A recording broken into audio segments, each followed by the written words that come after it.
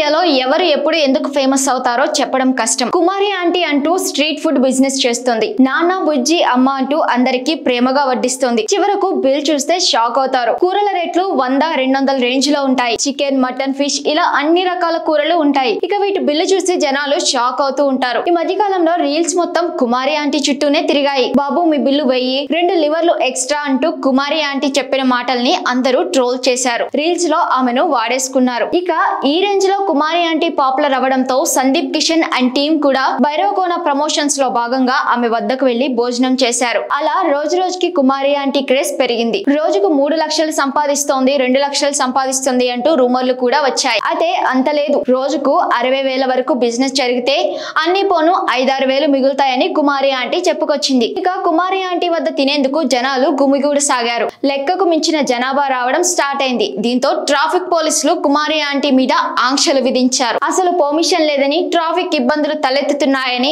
ఆమె business close చేయించారు. అందరూ స్ట్రీట్ మీద ఫుడ్ బిజినెస్ చేసుకుంటున్నారు, కానీ నన్ను మాత్రం ఇలా చేసుకోనివ్వడం లేదని ఆమె వాపోయింది. దీనిపై సందీప్ కిషన్ స్పందించాడు. ఈమె ఎంతో మందికి స్ఫూర్తి. తన కాళ్ళ మీద తాను నిలబడి వ్యాపారం చేసుకుంటుంది. ఆమెను ఇలా ఎందుకు చేస్తున్నారు? ఆమె నా టీమ్ తో టచ్ లో ఉంది, వీలైన సహాయం చేస్తాను అంటూ ట్విట్టర్ లో స్పందించారు సందీప్ కిషన్. విరుగుట కొరకే, అందుకే ఏదైనా అతి చేయొద్దు అని కొంతమంది నెటిజన్లు ట్రోలింగ్ కూడా చేస్తున్నారు.